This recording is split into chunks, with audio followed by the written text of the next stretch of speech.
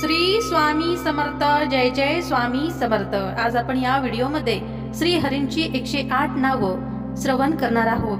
ओम विष्णवे नमः. ओम लक्ष्मीपतये नमः. ओम कृष्णाय नमः. ओम वैकुंठाय नमः.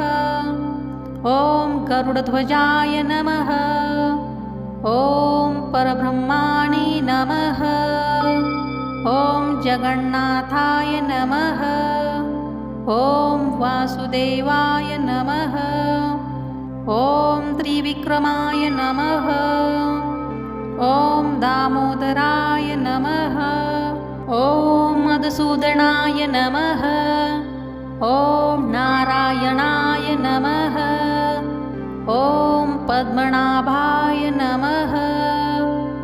ओम ऋषिकेशाय नमः. ओम जनार्दनाय नमः. ओम गोविंदाय नमः. ओम केशवाय नमः. ओम अच्युताय नमः. ओम अनंताय नमः. ओम अधोक्षजाय नमः. ओम पुरुषोत्तमाय नमः. ओम श्रीधराय नमः. ओम माधवाय नमः. ओम मुकुंदाय नमः. ओम यज्ञपुरुषाय नमः. ओम हरये नमः. ओम पुंडरीक्षकाय नमः. ओम नृसिंहाय नमः. ओम वामनाय नमः. ओम रामाय नमः. ओम परशुरामाय नमः. ओम बलरामाय नमः. ओम हयग्रीवाय नमः. ओम मत्स्याय नमः. ओम कूर्माय नमः. ओम वराहाय नमः. ओम श्रीनिवासाय नमः. ओम चक्रपाणये नमः. ओम शार्ङ्गधवणे नमः. ओम गदाधराय नमः.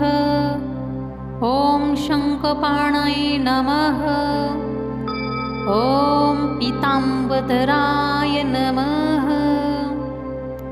ओम वनमालिने नमः. ओम श्रीवत्सलाञ्छिताय नमः. ओम कौस्तुभधराय नमः.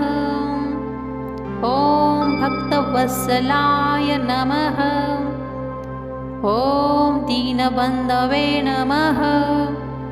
ओम जगत्पतये नमः. ओम विश्वरूपाय नमः. ओम विश्वम्भराय नमः. ओम विश्वात्मने नमः. ओम विश्वेश्वराय नमः. ओम सर्वेश्वराय नमः. ओम सर्वज्ञाय नमः. ओम सर्वशक्तिमते नमः. ओम शाश्वताय नमः. ओम अव्ययाय नमः. ओम सनातनाय नमः. ओम नित्याय नमः. ओम सत्याय नमः. ओम शुभप्रदाय नमः. ओम मंगलाय नमः. ओम करुणासागराय नमः. ओम शरणागतवत्सलाय नमः. ओम दयामयाय नमः. ओम आनन्दरूपाय नमः. ओम परमात्मने नमः.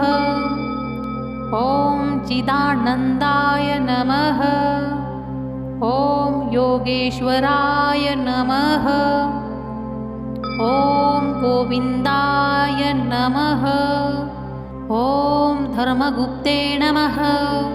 ॐ धर्मकृते नमः। ॐ धर्मिणे नमः। ॐ पुण्यश्रवणकीर्तनाय नमः। ॐ वेदवेदाय नमः। ॐ वेदात्मने नमः। ॐ वेदाज्ञाय नमः। ॐ यज्ञभुजे नमः। ॐ यज्ञकृते नमः। ॐ यज्ञाय नमः। ॐ अमृताय नमः। ॐ अमृतशाय नमः। ॐ शान्ताय नमः। ॐ शान्तिदाय नमः। ॐ प्रभवे नमः। ॐ ईश्वेश्वराय नमः। ॐ महादेवाय नमः। ॐ महाबलाय नमः। ॐ महाबुद्धये नमः। ॐ महावत्साय नमः। ॐ श्रीकराय नमः। ॐ श्रीनिधये नमः। ॐ श्रीनिवासाय नमः। ॐ श्रीपतये नमः। ॐ लक्ष्मीकान्ताय नमः। ॐ कमलनाभाय नमः। ॐ कमलापतये नमः। ॐ जगदुद्धारकाय नमः। ॐ भक्तपालनाय नमः। ॐ मोक्षप्रदाय नमः।